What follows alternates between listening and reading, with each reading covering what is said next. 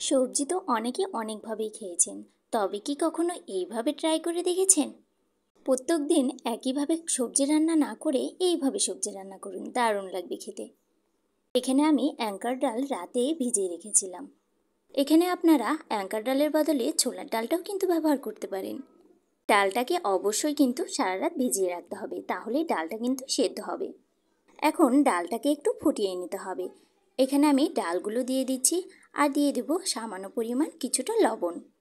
ডালটাকে কিন্তু খুব বেশি সেদ্ধ করব না, একটা বলক চলে আসলেই ডালটাকে কিন্তু নামিয়ে নিতে হবে। দেখুন, এখানে কিন্তু ডালটা যখন ফুটে উঠেছে, তখন আমি এই ডালটাকে নামিয়ে নিয়েছি। এখন চুলায় একটা কড়াই বসিয়ে দেব। কড়াইয়ের মধ্যে দিয়ে দেব কিছুটা সাদা তেল। তেলটা যখন খুব ভালোভাবে গরম হয়ে যাবে, তখন এখানে দিয়ে দেব দারচিনি, এলাচ, তেজপাতা, পাঁচফোড়ন, কয়েক টুকরো কাঁচামরিচ। এরপর খুব ভালোভাবে ফোড়নটাকে একটু কিছু সময়ের জন্য নেড়েচেড়ে নিতে হবে। ফোড়নটা যখন ভাজা হয়ে যাবে, তখন এখানে দিয়ে দেব অ্যাঙ্কার ডালগুলো। ডালগুলো দিয়ে একটু 2 মিনিটের মতো ভেজে নিতে হবে। ডালটাকে আবার খুব বেশি ভাজতে যাবেন না, তাহলে কিন্তু সেদ্ধ হবে না ডালটা। এখানে আমার ডালটা একটু ভাজা হয়ে গেছে। এখন এখানে দিয়ে দেব কেটে রাখা সবজি।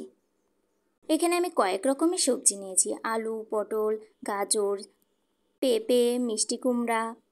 আপনারা চাইলে আপনাদের পছন্দ অনুযায়ী এখানে সবজিটা ব্যবহার করতে পারেন।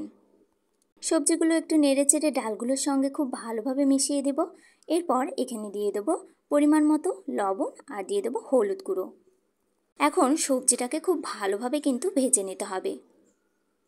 সবজিটা যখন খুব ভালোভাবে ভাজা হয়ে যাবে, তখন এখানে মশলা অ্যাড করতে হবে। এখানে আমি মশলা দেব কি দেখুন তবে। এখানে আমি নিয়েছি 1 চামচ আদা বাটা, 1 চামচ জিরা বাটা। এরপর খুব ভালোভাবে মিশিয়ে নিতে হবে। মশলাটার কাঁচা গন্ধটা যখন চলে যাবে, তখন এখানে আমি দিয়ে দেব পরিমাণ অনুযায়ী কিছুটা জল। খুব বেশি কিন্তু জল দিলে হবে না, পরিমাণ অনুযায়ী জলটা দিতে হবে, যেন সবজিটা সেদ্ধ হয় এইভাবে। এখন খুব ভালোভাবে একটু মিশিয়ে নিয়ে ঢাকনা দিয়ে ঢেকে কিছু সময়ের জন্য এভাবেই রান্না করে নেব।